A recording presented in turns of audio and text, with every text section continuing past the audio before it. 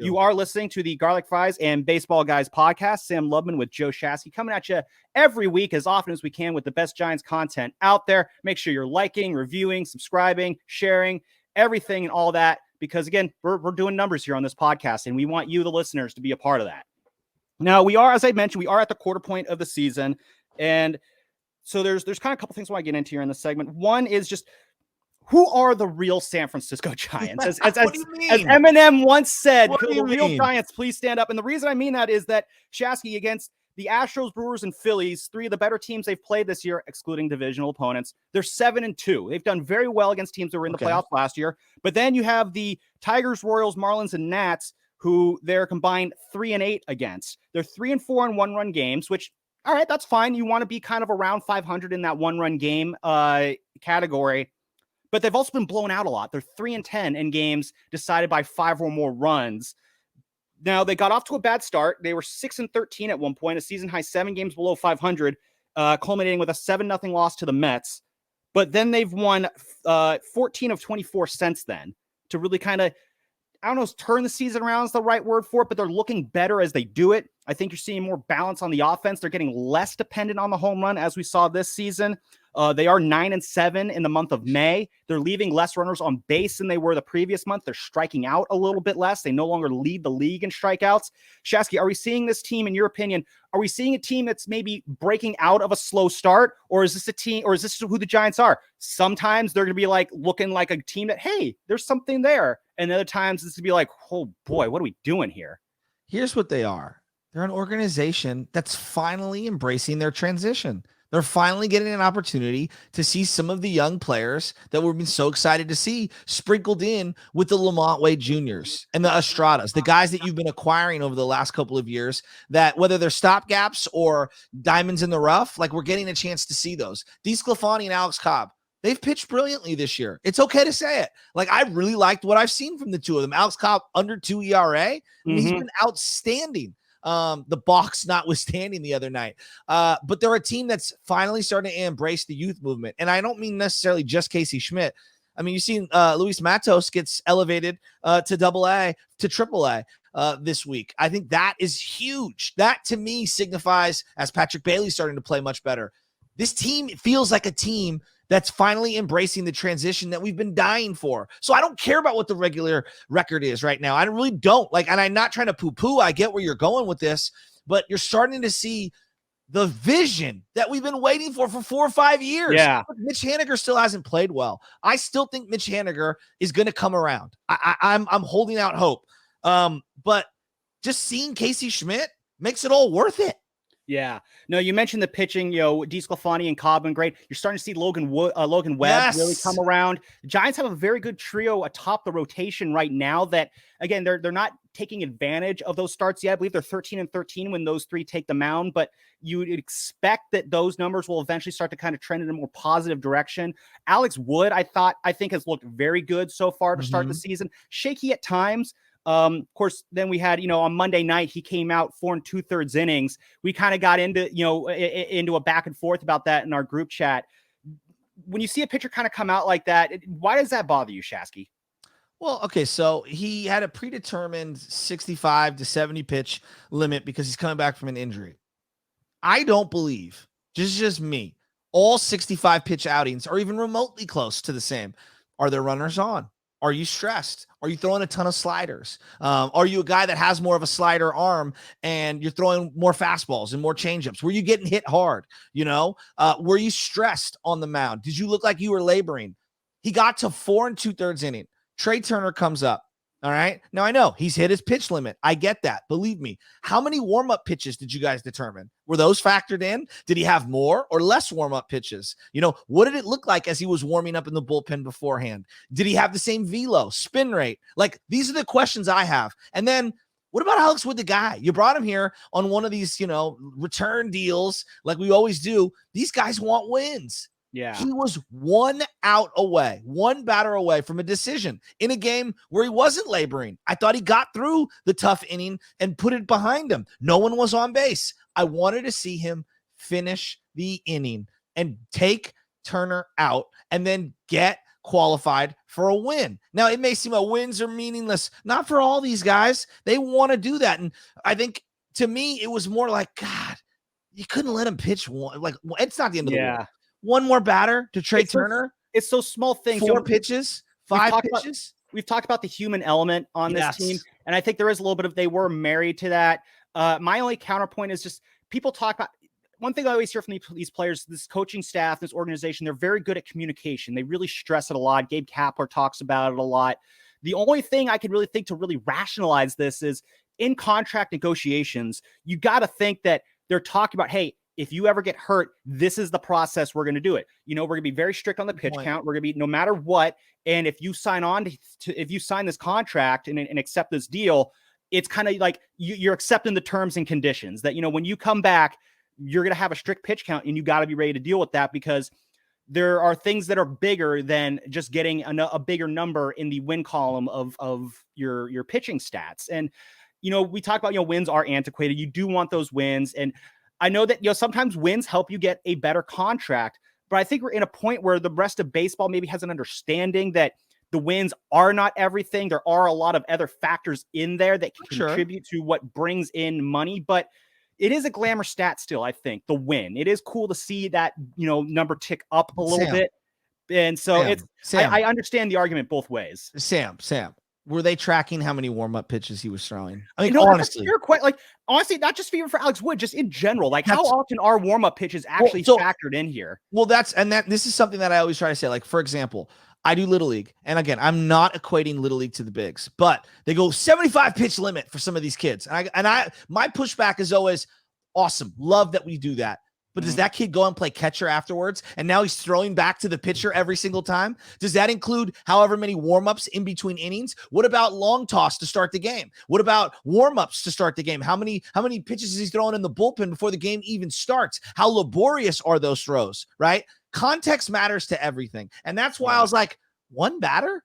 It could be one pitch. It could have been a 7-pitch at bat. It could have been a 9-pitch at bat. I do see both sides of the coin. But at the end of the day, if we're worried about one batter, come on. And I'm not outraged. It was more, I wanted someone to kind of press Kapler because I would like to know what their thinking is. Maybe Sam, to give them the benefit of the doubt, maybe they are calculating those things. And maybe they have a more sophisticated response that would shut me up. I'll be interested to hear that. I'll be at the game. I'll be at all 3 games this weekend. So I'll try and ask someone who was in the know. Yeah, there's the drop. Whoop. I'll see if there's someone who is in the know who can maybe shed some light on that, because I do think, because warm-up pitches in the bullpen do count. A very famous example of this is going way back to the 2008 All-Star game. Remember how many times they had Billy Wagner warming up in the bullpen? I think he threw like 5 innings. I think he threw 5 innings in the bullpen or something that night. And then he comes in, and then, the American League ends up teeing off on him, and the AL ends up winning it in like the 15th inning. And I remember thinking that night, it's like, they gassed Billy Wagner in the bullpen. I would be furious if I was the Mets. I think he was on the Mets at that time, 1. But then 2 is just like, how do you do that? So there's always a risk there in that sense. Now, before we move on, Shasky, a big moment happened at Oracle Park yesterday. And there's the presence of someone who I didn't expect to see at the Giants games this year. And that is our friend Bonte Hill. Finally making it out to a Giants game after he swore that he would not go. He swore he would not drop a single cent there. Bonte Hill showing up at Giants games. Is that a sign that the Giants are becoming a more likable, watchable team? Yes. I have heard more about the Giants in the last 10 days from friends and family than I had in the 30 days before since opening day weekend. Like, I think that the Giants are turning the corner in terms of fan perception. And I'm telling you, is a direct correlation to what Casey Schmidt represents. Don't you agree? Oh, absolutely. I guess, like we've said, like Casey Schmidt, he has that lean forward factor, and you're seeing it. And honestly, I think there's more guys on this roster who have that lean forward factor. I agree. We don't really recognize it because the way that they arrive, I think, matters. Like, for instance, let me give you one. Yeah. JD Davis. I watched his batting practice in Arizona. I know people are going, batting practice. This guy can rake. Oh, yeah. They found something in this guy. I don't know if he's going to be, a Renaissance guy at 30 years old. I don't know if he's a bench player or a niche guy or a platoon dude. I'm not really sure what he is. This guy can rake, and I want to see if he can make or break it in the bigs. Like, this guy is actually someone I really like. What about you on JD? Oh no, I'm loving JD Davis too. You're seeing what's really impressed because he could hit last year. We saw that. It's the glove this year that really blows my mind. I really would like to learn just kind of what he's done to improve his defense. Maybe at some point we can learn that. But JD Davis, who again, I talk about how the way guys arrive, I think sometimes matters to fans. Like when the Giants acquired Hunter Pence or Freddie Sanchez, there was buzz there. Yeah. Because, he was those were name brand players. Yeah. When JD Davis showed up here last year, no one really paid attention to it because he's not a name brand player. It's kind of a throwaway trade for Darren Ruff. And he's ended up becoming, when you think of how he was acquired along with 4 other relievers, one of them, Thomas Zapucki, who is on the 40-man roster right now, for Darren Ruff, who then came back to the Giants this year. One of the more lopsided trades in the Giants' favor. That's an impressive acquisition there to win that trade that well. He's played very well there. I think that's something to be excited about. Lamont Wade Jr., I think he is establishing himself as for the next 3-4 years, you might be able to count on him on his team. The Giants acquired him for Sean Anderson, who's pitching in Korea right now. Is that where he's at? Yeah, I mean, that's a major win of an acquisition there for Farhan Zaidi. Jairo Estrada, who's going to be probably the Giants. Everybody gets one all-star if the Giants do only get one all-star. They got him for cash. Shasky. He's going to be an all-star. Blake Sable, he was a Rule 5 grab. Wait, let's pause for a second. Catching's a problem. But Blake Sable has been exciting at the plate, though. I know. Look at. He's been as more excited as I am about Casey Schmidt.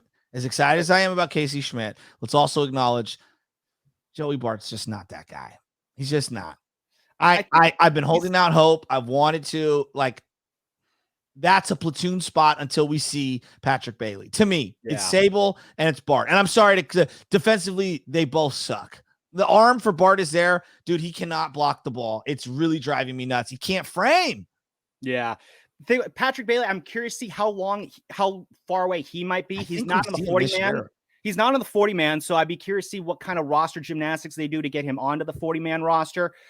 Defensively, that's been Patrick Bailey's bread and butter. He's kind of struggling at the plate right now. He's hitting .234 in Sacramento, but he's got a 12% walk rate and a 21% strikeout rate, which is, I mean, those are around major league averages right now. So yeah, I do think we're going to get to a point where they're going to try and get Patrick Bailey up. An injury maybe helps make that happen. You don't want an injury, but maybe if they just say, screw it, we're going to move Blake Sable back to the outfield because they definitely like what they're seeing from Blake Sable at the plate. Yeah. But again, and that's where I think that the way you increase the likability of this team is let's see more guys from the lower levels come. Give me guys to fall in love with. I think the next pitcher to keep an eye on, if it's not Kyle Harrison, is Keaton Wynn, who the ERA doesn't look very good, but he's doing a very good job of hitting the strike zone. He's got a 10 strikeouts per 9 innings. The walk rate is a little high, but Shasky, something to keep in mind when it comes to pitchers in AAA right now is they're dealing with the automatic strike zone right now. And I've heard that there's been some kind of, it's been a bit of an adjustment in terms of you're seeing for some of these pitchers, you're seeing some higher walk rates than usual. Kyle Harrison's walk rate's been a little up. And part of that is just because, they're dealing with a brand new strike zone that is more fixed than usual. So they're just kind of dealing with adjustments there. But in Keaton Wynn, he is on the 40-man roster, whereas Kyle Harrison is not. So I think you're seeing Ross Stripling, who could possibly be going on the IL with a back injury. Maybe, I don't know. I'm not saying that's a certainty. Ross is maybe Keaton Wynn is the replacement. Not for nothing, Shasky, before we move on here, but Kyle Harrison did pitch last night, and his pitching turn is in line with Ross Stripling's pitching turn. So yeah, but what's the most he's been stretched out? Harrison feels like he hasn't gone past 4 or 5 innings. I wonder if they did bring up Kyle Harrison, maybe it's kind of like another bullpen game. Maybe Brevia is the opener. Harrison gets innings 2 through 5, and then they go like Urias. When Urias came in for the Dodgers, to me at least, they would be like he'd be a swing guy. Yeah, I think in the offseason, Farhan mentioned that they're going to introduce Kyle Harrison into the major leagues in a similar way they did with Julio Urias. I remember this because both you and I were groaning about that because it took forever for Julio Urias to really become established. Yeah. And I enjoyed that because oh, good. I don't want to see this guy in a Dodger uniform. He's really good. Ended up being the right move. But yeah, I think we're going to see something like that. So that's going to be a fun thing for Giants fans to deal with is, if we were impatient about Casey Schmidt getting here, Giants fans, we're going to be very impatient, not only waiting for Kyle Harrison, which we already are impatient, but when he gets here, it's going to be another level of just let this process play out. I think. Doesn't it feel like they're turning the corner on all these prospects? Like all of a sudden, all of them are starting to trend in the right direction. Not that they're all going to hit. That's not Luciano what hit I'm a couple saying. home runs the other night too. It's just everybody. That's what I'm saying. All the shiny names are starting to shine again. And if I'm getting giddy just talking about it. Am I going to issue an apology to Farhan at some point? You probably will. And then you're going to turn around behind the glass and see this big old smile looking right at you. Anyway, you